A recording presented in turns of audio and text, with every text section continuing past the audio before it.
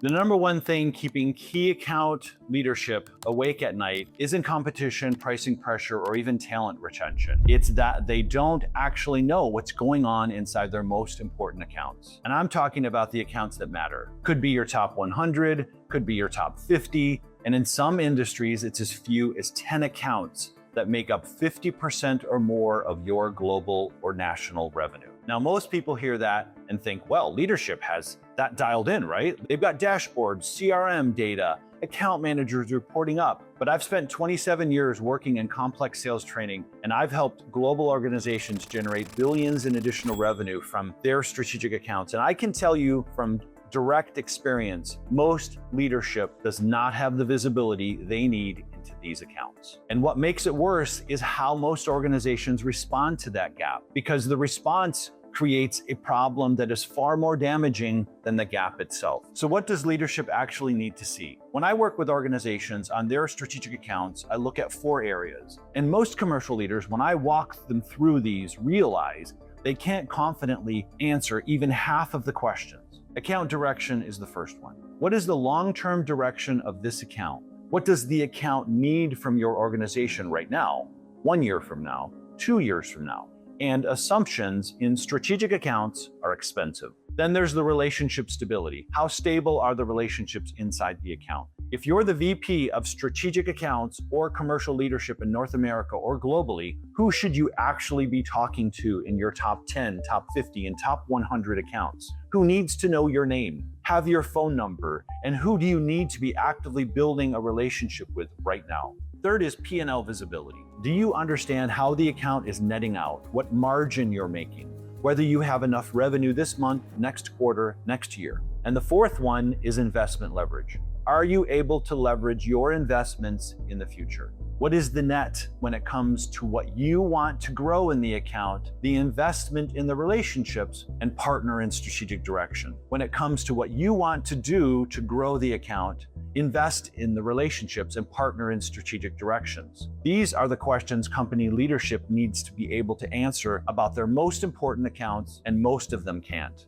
That's the gap. When leadership can't see what's going on in these accounts, they don't just sit in the uncertainty, they create work. Their only recourse becomes piling extra work on account teams, account reviews, 15 to 20 page PowerPoint decks for each account on a quarterly basis, internal quarterly business reviews, and all of that takes away from their time and energy to do account-facing quarterly business reviews themselves, which I mean, this is the most single important activity an account team can do. That's where the real conversation happens. That's where the relationship actually lives. So the lack of visibility drives unnecessary inefficiency. And the internal work these teams are doing to create that visibility, it's not only a burden, even that level of visibility isn't effective enough. The approach is broken. Honestly, most organizations think about their top accounts as revenue sources, and that's about it.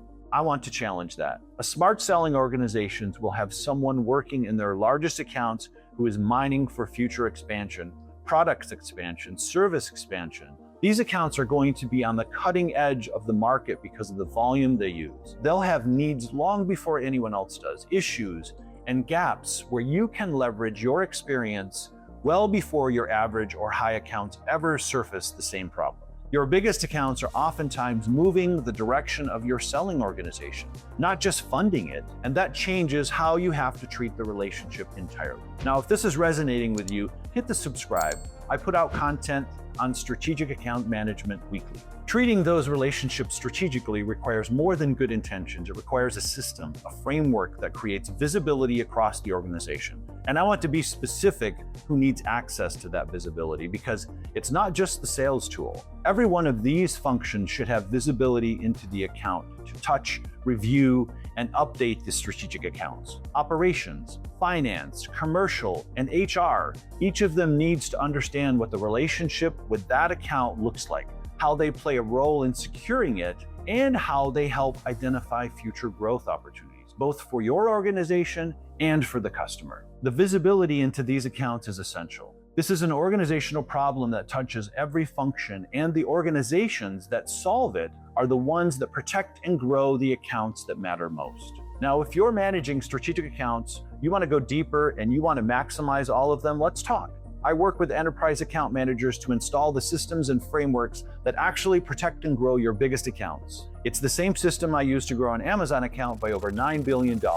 There's a link in the description below to book a free call with me. We just covered who needs visibility and why it has to be stretched across the entire organization. But knowing who needs the visibility is only half of the problem. The other half is what you actually do with that information once you have it. How to turn account intelligence into decisions that move the relationship forward. So watch this video right here. I broke down the different relationship levels in your key accounts. I'll see you there.